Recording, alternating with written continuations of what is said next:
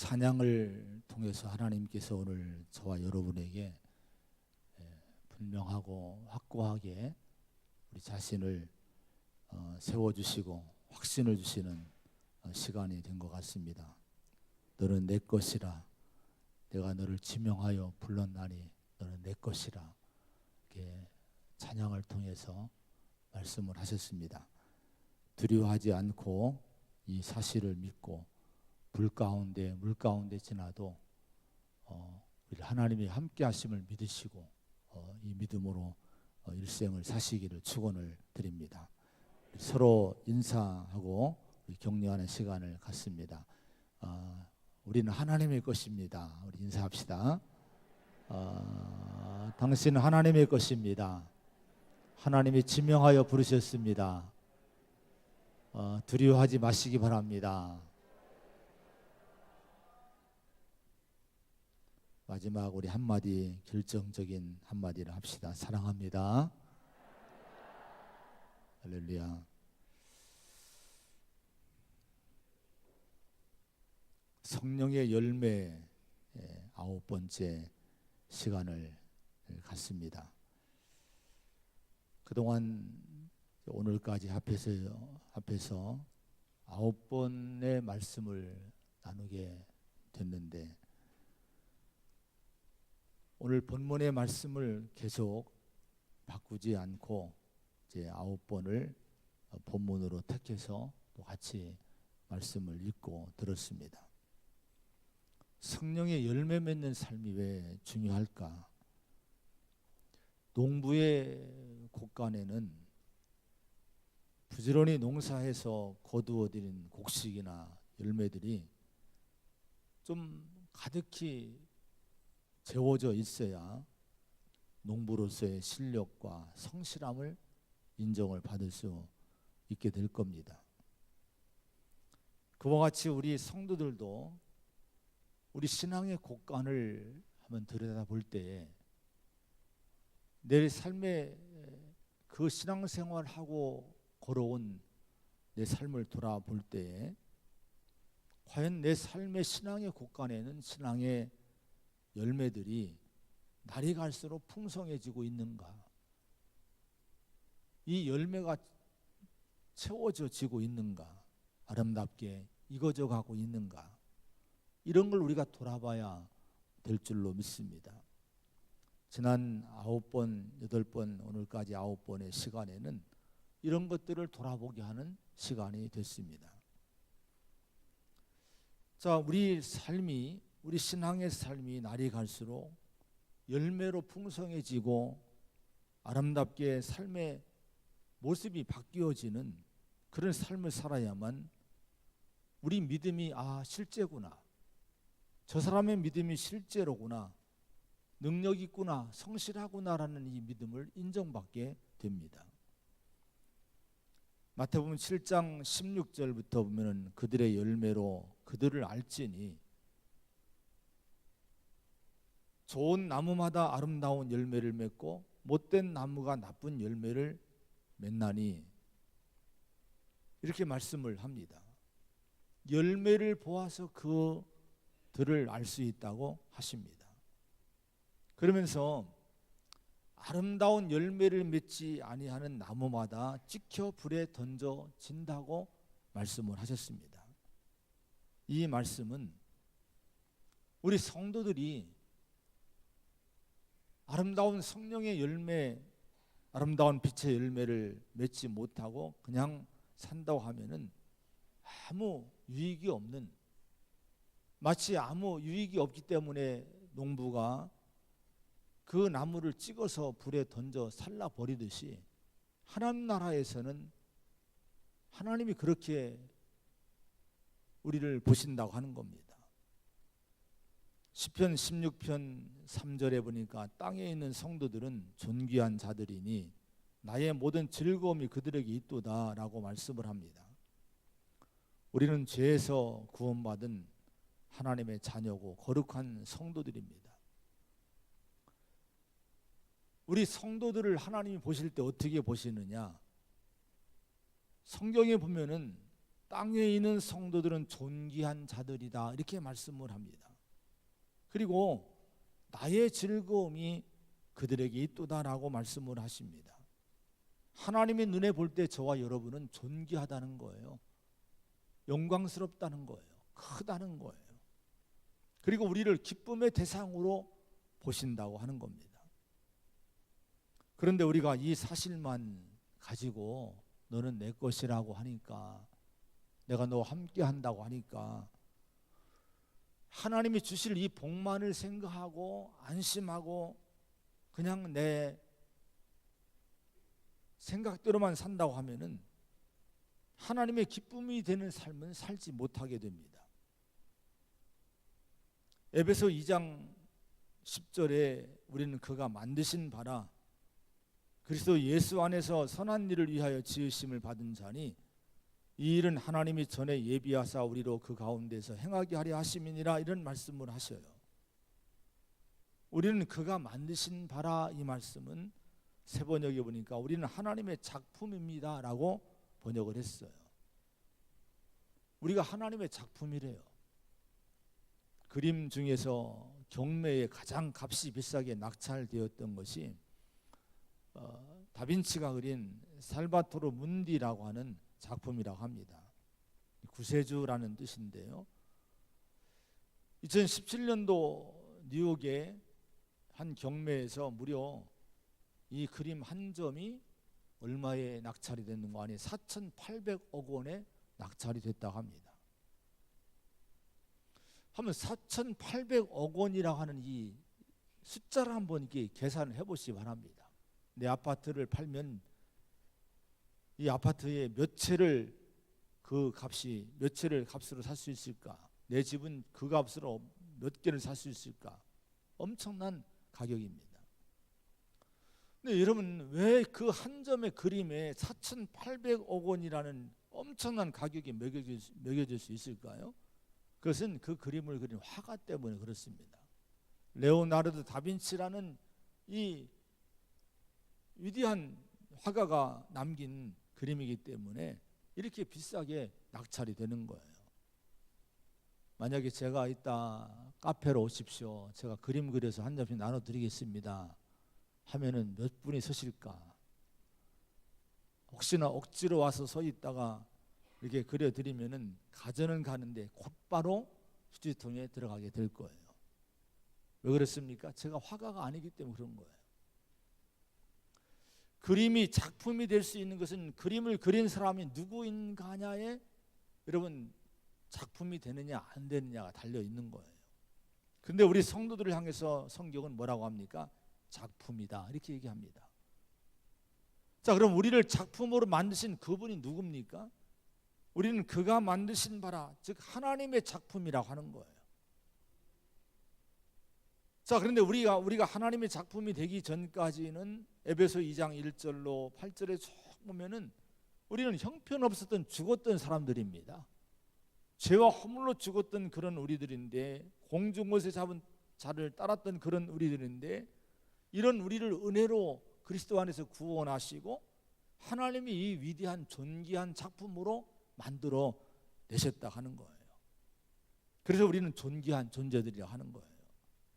그런데 성경의 전체를 균형 있게 보면은 우리의 이 존귀함이 드러나기 위해서는 우리를 창조하신 하나님의 창조 목적을 알고 그 목적대로 존재하고 살아야 된다 하는 거예요.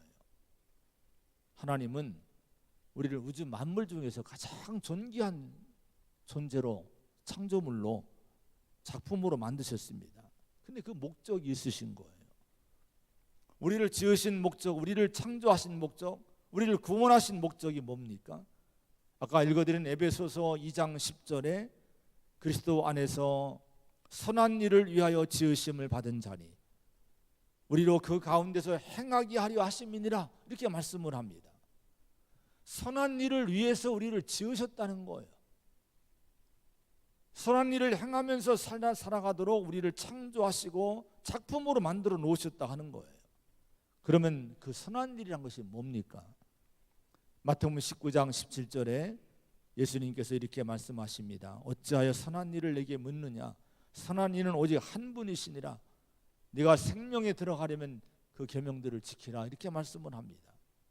우리 주님이 선한 이는 오직 하나님 한 분이신데, 인간이 영원한 생명의 삶을 살아가려면 오직 유일하게 선하신 그 하나님의 선하신 말씀을 듣고 그 말씀대로만 살아가야 된다고 가르쳐줬습니다. 여러분, 선한 일이라는 것이 곧 그럼 뭡니까? 선하신 하나님의 성품을 본받아 사는 거예요. 선하신 유일하게 선하신 선의 기준이 되신 근본 되신 하나님이 주시는 그 말씀을 따라 이 땅을 살아가는 것, 이것이 선한 일이라고 하는 것입니다. 주님은 우리 성도들이 세상에서 그렇게 살아가게 됨으로 말미암아 세상의 소금이 되고 빛이 될 수 있다고 말씀하셨습니다. 마태복음 5장 13절 14절에 너희는 세상의 소금이니 너희는 세상의 빛이라 이렇게 말씀을 하신 거예요. 자, 지금 이 세상은 썩지 않도록 지켜줄 소금 같은 성도가 필요하고, 또 이 어두운 세상에 어둠을 비출 빛과 같은 성도가 필요하다고 하시는 거예요. 지금 이 세상이 어떤 세상입니까? 에베소 2장에 보면은 공중것에 잡은 자를 따랐으니 하면서 이 공중것에 잡은 자를 마귀를 따르는 어둠의 세상이라고 진단하면서 이 어둠의 세상의 특징이 뭔고 하니 육체의 욕심을 따라 지내며 육체와 마음에 원하는 것을 하여 다른 이들과 같이 본질상 진노의 자녀라는 이 말씀을 하고 있습니다. 어둠의 세상의 특징은요, 다른 것이 아니라 다들 육체의 욕심을 따라 산다는 거예요. 이 육체와 이 육신이 인간의 마음에 원하는 것만을 행하며 살기를 원하면서 이 모든 인간들이 살고 있다고 하는 거예요. 이런 세상을 향해서 빌립보에서는요, 또 뭐라고 바울이 얘기하는 거 아니? 빌립보서 2장 15절에서는 어그러지고 거스르는 세대 가운데서 이렇게 말씀을 합니다. 이 어그러지고 거스러진 세대라고 이 세상을 진단하는데, 이걸 공동 번역에 보면은 악하고 삐뚤어진 세상이다 이렇게 얘기를 합니다. 지금 세상이 그렇다는 거예요. 공중것에 잡은 마귀를 따라가는 이 세상은 어그러지고 거스르는 세대, 악하고 삐뚤어진 세상이라고 진단을 합니다. 그런 악하고 삐뚤어진 어그러지고 거스러진 세상에서 성도는 어떻게 살아야 됩니까? 빌립보서 2장에 보면 너희가 흠이 없고 순전해서 흠없는 자녀로 세상에서 그들 가운데 빛들로 나타내며 이렇게 말씀을 합니다. 흠없는 하나님의 자녀로서 살아가라는 거예요. 이 어둠의 세상, 다 악하고 거스르는 어그러진 삐뚤어진 세상이지만은 우리 성도는 빛들로 우리 자신을 나타내며 살아가야 된다 하는 거예요. 그렇게 살아야 될 이유가 여러분 뭡니까? 마태복음 5장 16절에 주님은 또 말씀을 합니다. 이같이 너희 빛이 사람 앞에 비치게 하여 그들로 너희 착한 행실을 보고 하늘에 계신 너희 아버지께 영광을 돌리게 하라 이렇게 말씀을 합니다. 우리가 빛들로 살아가야 될 이유가 뭔고 하니, 우리의 이 빛이 사람들에게 비추게 될 때에 세상 사람들, 어그러지고 거스르면서 살아가는 악하고 삐뚤게 살아가는 사람들이 우리의 착한 행실을 보는 거예요. 빛들로 살아가는 모습을 보는 거예요. 그 모습을 보면서 뭐를 그들이 깨닫게 됩니까? 아, 하나님이 계시구나. 선하신 하나님이 존재하시는구나. 하늘에 계신 하나님 아버지께 영광을 돌리는 그런 일이 그때 비로소 나타나게 된다고 하는 거예요. 이것이 바로 하나님이 우리를 죄에서 구원하셔서 거룩한 성도로 세우신 목적이라고 하는 거예요. 우리 성도는 그래서 어그러지고 거스르는 세상 사람들처럼 육체에 원하는 것만을 위해서 살면은 절대로 안 됩니다. 내가 구원받고 하나님의 존귀한 자녀가 됐는데 매일매일 생각하고 말하고 살아가는 모습이 육신이 원하는 것만 목표로 가지고 산다면 이게 곧 어떤 삶인고 하니 공중권세에 잡은 자 마귀를 따라가는 일이 된다 하는 거예요. 그렇게 살면 다시 사망으로 들어간 일이 된다 하는 거예요. 우리는 선한 일을 위해서 새롭게 지음받은 존귀하고 영광스러운 하나님의 임을 잊지 마시기 바랍니다. 왜 우리가 기도하십니까? 왜 그렇게 열심히 말씀 배우고 성경을 읽고 왜 성령의 충만함을 애타게 때로는 구하며 부르짖습니까? 그 이유를 진짜 여러분 우리가 알고 그렇게 하고 계십니까? 물론 기도하는 목적이 인생의 당장의 고민과 문제를 풀기 위해서 응답을 목적으로 기도를 많이 합니다. 그러나 더 큰 목적은 뭔고 하니 우리가 살아계신 하나님을 그걸 통해 경험하는 거예요. 성령의 능력을 체험하는 겁니다. 그리고 하나님의 존귀한 백성으로서의 힘을 얻고 성령의 열매를 맺으면서 빛들로 우리가 살아가기 위해서 이런 능력과 은혜를 얻기 위해서 기도하고 말씀 배우고 말씀 읽고 예배드리고 이런 신앙의 삶을 살고 있는 겁니다. 교회와 성도가 그렇게 열심히 기도하고 말씀 듣고 예배를 드리는데 막상 성도가 세상에 나가서는 하나님이 원하시는 선한 일에 대해서 무능하다고 하면은, 그래서 마디들은 소금처럼 마치 빛없는 등불처럼 세상과 똑같이 어둡게 살아간다고 하면은 우리를 만드신 창조하신 지으신 하나님의 목적이 사라지게 되는 거예요. 그러면 여러분 우리를 지으신 창조한 작품으로 만드는 목적이 여러분 무슨 이유가 있겠습니까? 다 무효가 돼버리는데. 그런데 안타까운 것은 오늘 많은 교회와 성도가 그렇게 살아가고 있다고 진단들을 하고 있는 거예요. 오스 기니스라고 하는 분이 소명이란 책에서 뼈아픈 소리를 선지자적인 얘기를 많이 하고 있어요. 교회에 선포하고 성도들에게 그 아픈 모습을 진단해 주면서 얘기를 해줍니다. 그런데 우리가 늘 건강하고 좋다 이 얘기만 들으면 안 돼요. 병원에 가서 좀 아프면 아프다는 얘기도 들어야 되고 몸이 이상하면 이상하다는 얘기도 들어야지 정신 차리고 내가 건강을 조심하고 내가 건강한 삶을 유지하기 위해서 내가 조심하며 살 수 있게 되는 거예요. 우리 교회와 성도에 대해서도 이렇게 선자적인 얘기를 하는 분들의 얘기를 좀 들어야 될 줄로 믿습니다. 제가 몇 가지를 발췌를 해왔는데 한번 들어보세요. 오스 기니스의 그 소명이라는 책에서 한 얘기입니다. 제 마음에 와닿은 것들을 제가 이렇게 따로 발췌해서 이렇게 기록해 놓은 것들인데 제가 여기에 여러분에 읽어드리려고 이렇게 기록해 왔어요. 예수의 사람들을 보면서 느끼는 슬픔이 있다. 개인의 삶에서 그처럼 특징이 없고 일관성 없게 살고 있다면 도대체 복음에 문제가 있는 것인가?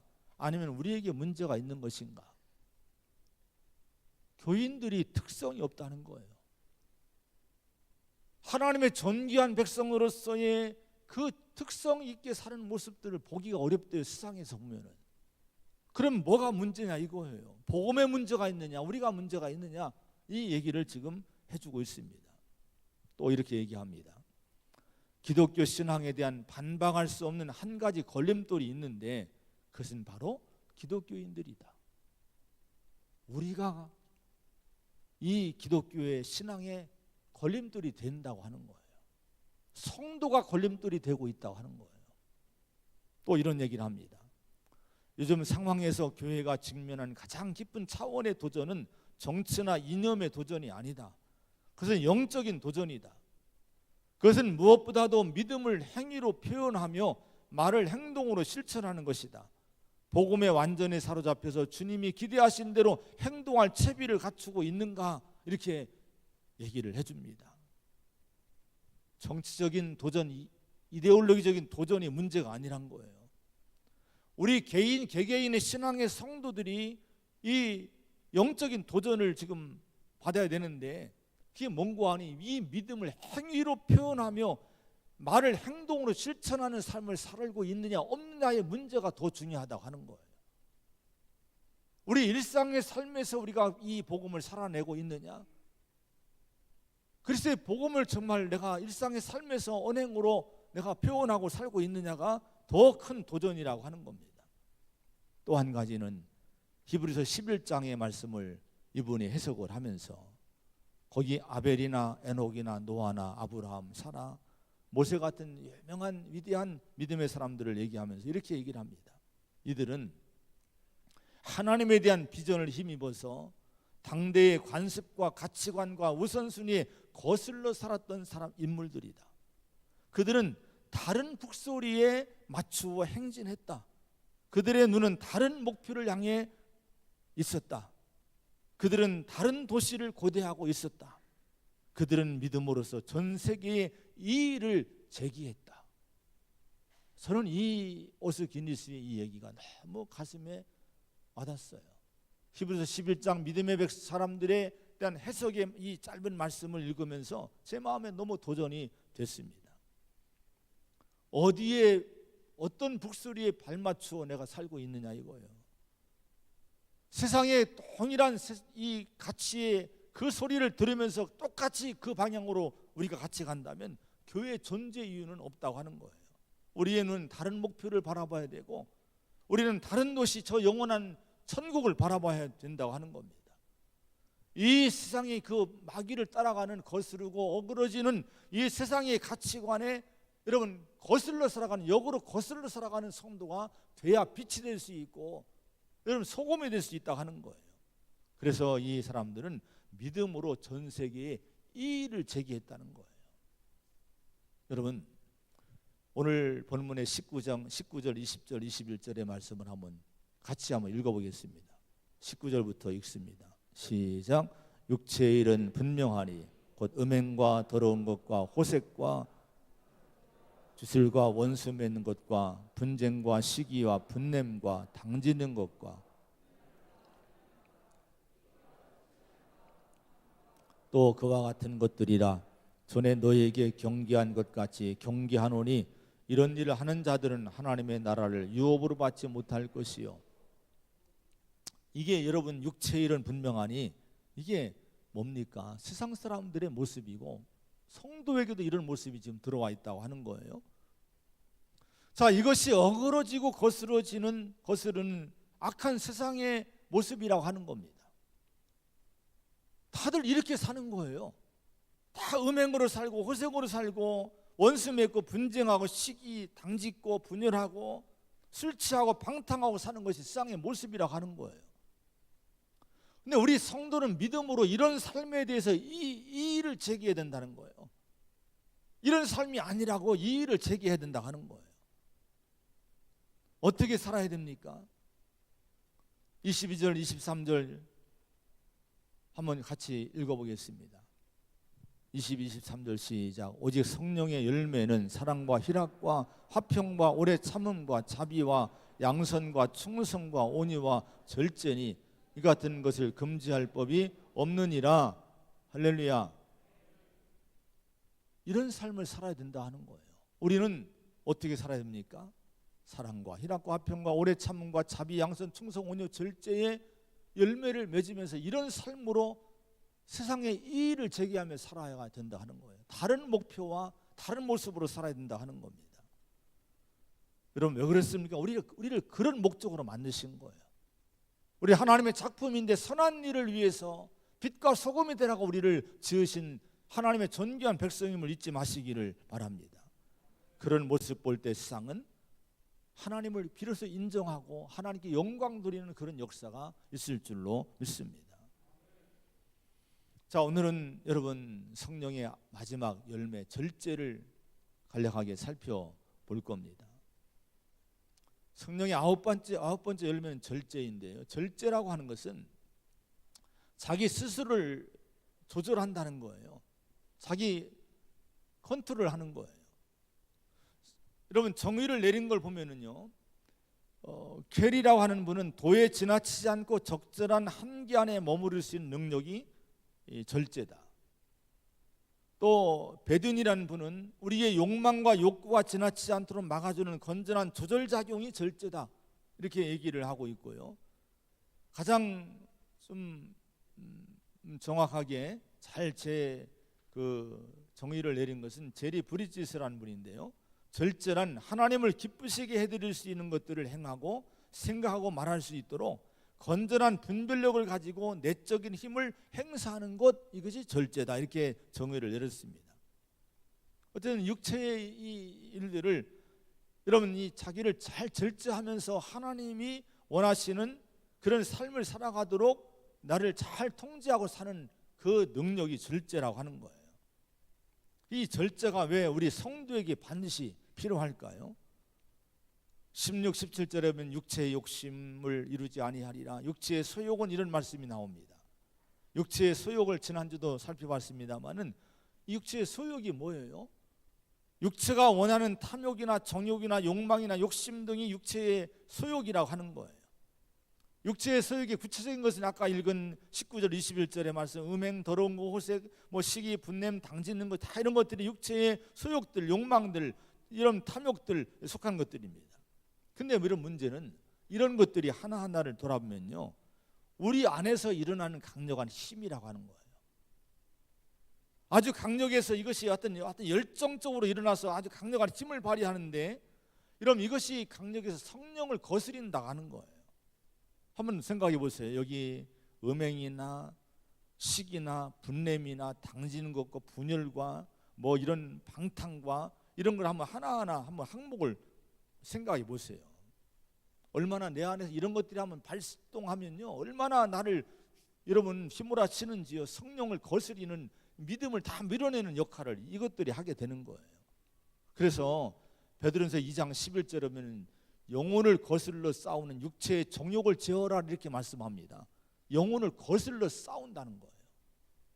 이런 것들이 일어나면 우리 영혼을, 우리 믿음을 자꾸 성령을 거스르고 대적하고 여러분 열매 맺지 못하도록 자꾸 이렇게 여러분 역사한다는 거예요. 근데 이런 것들을, 이런 힘들을 우리가 통제하고 이겨야만 우리는 하나님의 존귀한 백성으로서의 삶을 승리하며 살 수 있게 되는 줄로 믿습니다. 근데 문제가 뭡니까? 이런 힘을, 이런 악한 힘들을 내가 통제할, 이길 힘이 내게는 없다는 거예요. 내 자신의 의지 가지고는 이런 걸 이길 수 없어요. 음행을 이길 수 없고 분쟁을 이길 수 없고 내 마음에 일어나는 이 분냄과 시기와 이런 당짓는 거, 이 분열, 이런 것들을 이길 힘이 내 자신에게는 없다고 하는 거예요. 근데 성경은 뭐라고 합니까? 성령으로 충만할 때 그 절제 힘, 절제 능력이란 열매가 내 안에서, 내 삶에서 그때 성령의 능력에 의해서 맺어진다고 하는 거예요. 그래서 절제는요, 인간에게서 나오는 힘이 아니라 영적인 힘이라고 하는 거예요. 여러분 절제는 철저하게 영적인 힘임을 믿으시기 바랍니다. 그래서 여러분 이 절제의 힘을 구하고 하나님이 주시는, 성령이 주시는 이 절제라는 능력을 끊임없이 기도하고 구하고 이런 신앙생활을 해야 된다 하는 거예요. 여러분 절제의 능력과 힘이 성령을 통해서 우리 안에 넘치게 임하기를 축원드립니다. 그런 힘을 얻고 사시기를 축원드립니다. 이 절제는 왜 중요한 거 아니? 생명과 같아요. 절제란 게 생명같이 중요한 성품이기 때문에 이 절제를 우리가 위해서 기도하고 절제의 힘을 얻어야 된다 하는 거예요. 창세기에 보면은, 2장에 보면은 아담과 하와를 창조한 다음에 이들이 각종 나무 열매는 다 먹는데 선악과의 이 나무만은 건드리지 말라, 열매만 먹지 말라, 정령 죽는다, 반드시 죽는다라고 계명을 하나님이 세워 놓으셨습니다. 근데 마귀가 와서 유혹을 하는 거예요. 먹어도 죽지 않는다. 하나님이 그렇게 말씀했지만 아니야, 먹어도 죽지 않아. 그 먹으면 너 하나님처럼 될 수 있어라고 유혹을 하니까요, 그 유혹을 받으면서 마음에 탐욕이 생기고 욕심이 생기고, 그럼 욕심과 탐욕의 눈으로 선악과를 다시 보니까 거기 창세기 3장 6절에 보니까 그 나무를 본즉 먹음직도 하고 보암직도 하고 지혜롭게 할 만큼 탐스럽기도 한 나무인지라. 그래서 여자가 그 열매를 따먹고 남편에게도 주어서 먹게 했다, 이렇게 말씀을 합니다. 자 여러분, 결국에 아담과 하와가 뭐를 이기지 못한 거예요? 먹음직하고 보암직하고 여러분 탐스럽기도 한 이 탐욕의 유혹을 절제하지 못했다고 하는 거예요. 그래서 여러분 이 선악과 나무 열매를 따먹음으로 말미암아 죄를 짓고 에덴 동산에서 저주를 받고 쫓겨나게 되는 거예요. 근데 저주를 보세요. 얼마나 무서운 저주입니까? 잉태하고 임신한 고통을 더하게 하리라. 수고하며 자식을 낳을 것이다. 남편은 너를 다스릴 것이다. 이 가정의 문제들이 많이 발생한다는 거예요. 땅은 너로 말미암아 저주를 받고 너는 평생 수고해야 수산을 먹으리라. 인간에게 선고된 것은, 인간은요 여러분 평생 놀고 먹게 돼 있지 않았어요. 쥐 아담과 하와 이후로 인간은 정말 뼈 빠지게 고생을 하고 수고하고 땀 흘려야 일생을 건너가게 돼 있는 거예요.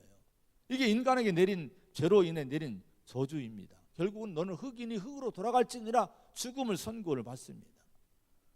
아담과 하와는 절제하지 못하고 하나님의 뜻을 거스르고 살게 되므로 결국 그것이 죄가 됐고요, 죄로 말미암아 사망의 존재로 결국은 전락하게 된 거예요. 그런데 예수님을 보십시오. 로마서는 이 예수님을 둘째 아담이라고 얘기합니다. 이 예수님은요 마태복음 4장에 보면은 마귀로부터 동일한 유혹을 받습니다. 금식하시는데 아담과 하와를 유혹한 것처럼 예수님께 다가와서 마귀가 유혹을 합니다. 이 돌들로 떡덩이가 되게 하라. 40일 금식하시는데 하루만 금식해도 라면이 보이고 인절미가 보이고 온갖 피자가 보이고 통닭이 보일 텐데 40일 금식했을 때 여러분 얼마나 여러분 왔다 갔다 하겠습니까? 근데 그 예수님에게 돌들 가지고 너 떡덩이가 되게 하라 이렇게 유혹을 하는 거예요. 또 여러분 어떤 유혹을 합니까? 높은 성전 꼭대기로 예수님 모시고 뛰어내리라. 그러면 주의 천사들이 너를 받쳐줄 터인데 이렇게 너 뛰어내리라. 또 만국 영광을 보여주면서 나한테 절 한 번 하면 이 영광 다 주고 만국의 부귀를 다 주겠다고 이렇게 유혹을 합니다. 자, 이게 뭡니까? 우리의 모든 욕망과 탐욕을 부추기는 유혹이라 하는 거예요. 물질의 유혹입니다. 성전에서 뛰어내리라. 이게 뭡니까? 스타가 될 거라는 거예요. 영웅이 될 거라는 거예요. 여러분 부귀 영화에 대한 또 마귀와 한 번 타협하면, 한 번 내가 타협하면, 한 번 눈 감으면 내가 돈을 벌 수 있다는 거예요. 이런 유혹들을 이런 마귀는 주고 있습니다. 근데 예수님은요 확고하고 철저하게 믿음으로 대응하시면서 절제하심으로 마귀를 물리치십니다. 예수님은 절제의 힘을 갖고 계셨던 분이에요. 이 절제는 곧 예수님의 성품, 예수님의 영성이셨다고 하는 거예요. 자, 우리가 예수님처럼 성령 안에서 이 절제의 영성과 이 성품으로 살아가야만 영생을 풍성히 누리고 살아가게 될 줄로 믿습니다. 절제는 믿음의 생명인 거예요. 내가 신앙생활을 하면서도 절제하지 못하고 다스리지 못하고 욕망을 통제하지 못하고 내가 넘어지고 아담과 하와처럼 살면 우리 믿음은 비참해집니다. 성도도 얼마든지 비참해질 수 있다고 하는 거예요. 사망의 존재로 떨어질 수 있다고 하는 겁니다. 잠언서 4장 23절에 모든 지킬 만한 것 중에서 더욱 네 마음을 지키라. 생명의 근원이 이에서 남이니라. 이렇게 말씀을 합니다. 우리 마음에서 절제의 힘을 가지고 여러분 성령을 통해서 이 절제의 능력을 받아서 이런 욕망과 탐욕과 정욕과 이런 걸로 유혹해오는 이런 유혹들을 잘 통제하고 다스릴 수 있는 그런 존귀한 성도로 살 수 있는 성도가 되기를 간절히 축원을 드립니다. 무엇에 절제를 해야 될까요? 시간의 절제가 필요합니다.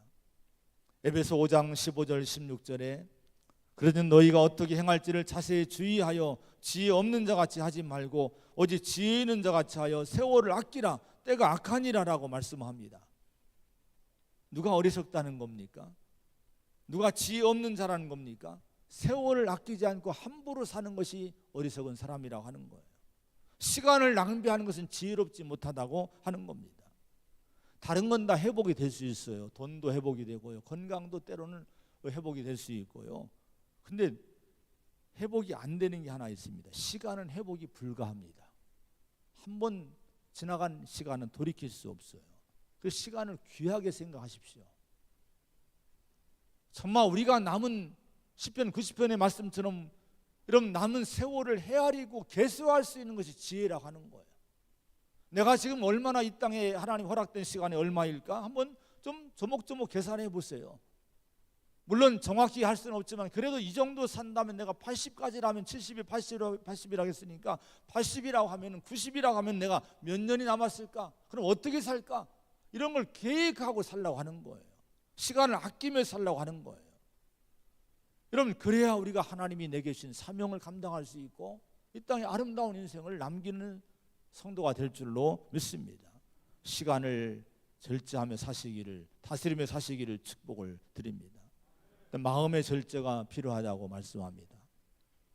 잠언 25장 28절에 자기의 마음을 제어하지 아니하는 자는 성읍이 무너지고 성벽이 없는 것과 같으니라, 이렇게 말씀합니다. 우리가 지금 38선이 지금 있습니다. 저도 38선 근무한 적도 있지만은 이게 적들을 막는 거예요. 이 38선이 무너지고 뚫리면, 그때 우리가 많은 경험이 있었지만 뚫렸을 때 많은 어려움을 겪은 적이 있습니다. 그런데 여러분, 마음을 제어하지 못하고 절제하지 못하면 바로 성벽이 무너진, 38선이 무너진, 철책이 무너진 것 같이 된 인생이 되고 만다고 하는 거예요. 그래서 여러분, 절제가 뭡니까? 절제는 우리 영혼의 성벽이라고 하는 거예요. 우리 신앙의 성벽이 절제라고 하는 거예요. 절제의 힘을 갖지 못하면 성벽이 무너진 인생이 된다 하는 거. 언제 마귀가 유혹으로 밀물듯이 쳐들어와서 내 인생을, 내 영혼을 사로잡을지 알지 못합니다. 여기 19절, 20절, 21절 육체의 일은 분명하니 이렇게 쭉 말씀하지 않습니까? 이 말씀 속에서 마음과 생각의 절제가 특히 필요한 부분들이 뭔가를 한번 생각해 보세요. 음행이라든가 성적인 미혹들은 특별히 여러분, 우리가 절제가 필요한 부분들입니다.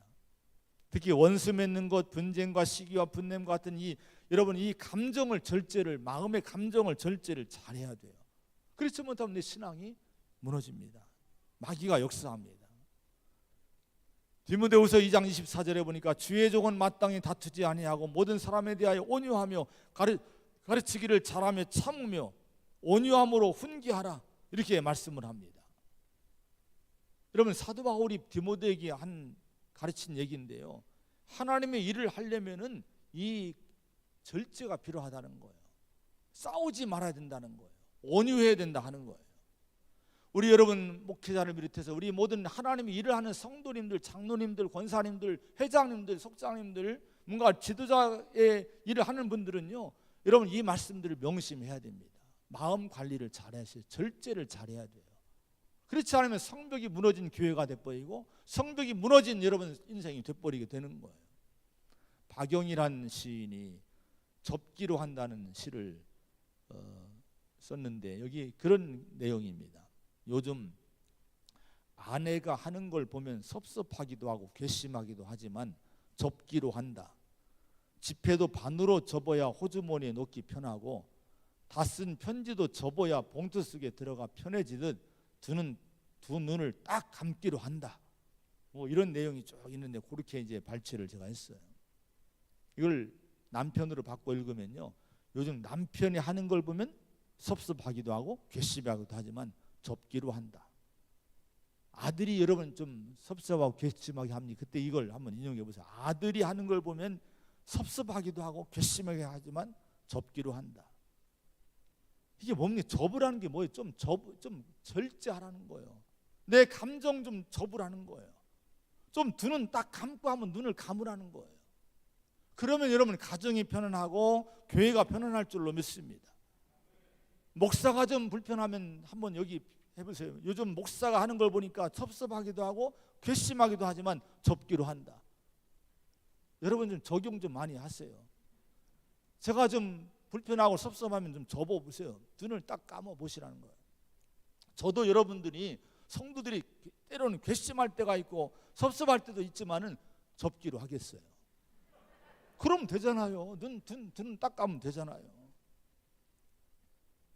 여러분 어느 장로님이 어느 권사님이 속장님이 선교장이 좀 섭섭하게 하고 괘씸하고 할 때가 있지 않습니까? 그때 두 눈을 감고 접으라는 거예요. 이게 절제의 힘입니다. 기도하면서 성령을 의지할 때 접을 수 있는 힘이 생길 줄로 믿습니다. 그럼 우리가 승리할 줄로 믿습니다. 마지막으로 말을 절제하라고 얘기합니다. 언어의 절제가 필요하다는 거예요. 시편 141편 3절에 여호와여 내 입에 파수꾼을 세우시고 내 입술에 문을 지키소서라고 간절히 기도합니다. 한번 따라합시다. 하나님, 내 입술에 손을 한번 이렇게 대세요. 내 입술에 파수꾼을 세우시고 내 입술의 문을 지켜주세요. 할렐루야. 이런 기도를 늘 일어나면 하시기 바랍니다. 하루 여러분 누구 만나기 전에 하시기 바랍니다. 여러분 잘못하면 이 절제가 안 되면 자꾸 입으로 범죄하고 입으로 상처 주고 입으로 여러분 믿음을 다 까먹게 돼요. 야고보 1장 26절에 누구든지 스스로 경건하다 생각하면서 자기 혀를 재갈 물리지 아니하고 자기 마음을 속이면 이 사람의 경건은 헛것이라, 이렇게 얘기를 합니다. 내가 믿음 생활 잘하고 있어, 나는 신앙생활 잘하고 있어, 나는 기도생활 잘하고 있어, 나는 예배생활 잘하고 있어, 스스로 자랑해도 자기 혀를 재갈 물리지 아니하고 막 생각나는 대로 말하고 하면 그 경건, 그 믿음은 헛것이라는 거예요. 아무것도 아니라고 여러분 하나님은 말씀하고 있는 거예요. 야고보 3장 6절에 혀는 곧 불이요 불의의 세계라, 이렇게 말씀합니다. 혀가 불이라는 거예요. 불이, 여러분 불은 태우는 겁니다. 한번 불이 나면요 큰 산을 태우지 않습니까? 여러분 이 내 입에 나가는 이 말이 불이 돼버리면 교회를 힘들게 하고요, 가정을 힘들게 하고요, 다 듣는 이들의 온 인생을 여러분 지옥처럼 만들어 버린다고 성경은 말씀하고 있습니다. 여러분 마태복음 3장 17절에 우리 하나님이 예수님에 대해서 이렇게 말씀했죠. 하늘로부터 소리가 있어 말씀하시되 이는 내 사랑하는 아들이요 내 기뻐하는 자라 하시니라, 이렇게 말씀하는 성경 말씀이 나옵니다. 여러분 얼마나 아름다운 말입니까? 이는 내 사랑하는 자요 내 기뻐하는 자라. 얼마나 여러분 생명을 주는, 힘을 주는 말씀입니까? 이게 하나님의 입에서 나온 말씀이란 거예요. 우리 성도의 입에서 여러분 이런 말들이 자꾸 많이 나와야 될 줄로 믿습니다. 오늘 예배 후에 우리가 교제할 때도 여러분 한마디 한마디 할 때도 정말 이 생명의 언어를 자꾸 쓰시기 바랍니다. 은혜의 언어를 쓰시기 바랍니다. 그래서 여러분 너는 말을 항상 은혜 가운데 소금으로 맛을 냄같이 하라, 선한 말을 하여 듣는 자들에게 은혜를 끼치게 하라, 성경은 헌히 말씀하지 않습니까? 내 말을 듣는 이들이 은혜 받을 수 있는가? 내 말을 듣고 그 사람이 힘을 얻을 수 있는가? 이걸 생각하면 이런 말을 자꾸 하라는 거예요.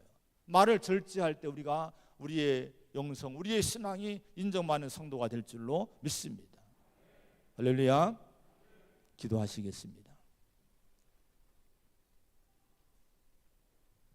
하나님 아버지, 성령의 열매를 맺는 삶이 얼마나 중요한지 깨닫기를 원합니다. 우리가 그동안 9번에 걸쳐서 성령의 열매에 대한 말씀을 이제 나누어 들었는데 성령께서 이 말씀들을 생각나게 하셔서 이제는 실제로 내 삶에서 열매 맺기를 원합니다. 우리 자신이 빛과 소금이 되지 못하는 삶을 살게 되면 신앙의 장애물이 된다고 말씀합니다. 기독교의 장애물이 될 수 있다고 말씀합니다. 내가 장애물이 되지 않도록 나로 인해서 나를 인해서 세상 사람들이 착한 행실을 보고 가정과 이웃과 세상이 하늘에 계신 하나님께 영광 돌릴 수 있는 빛과 소금이 되는 아름다운 삶을 살아가는 저희가 되게 하여 주시옵소서. 그러기 위해서 성령의 능력을 입고 예수님의 성품과 예수님의 인품과 예수님의 모습을 닮은 이 성령의 열매를 맺는 성도가 되어야 될 줄로 믿습니다. 이 은혜를 충만하게 우리 교회와 성도에게 허락하여 주시옵소서. 예수님의 이름으로 간절히 기도하옵나이다. 아멘. 찬송가 342장을 부르시면서 헌금을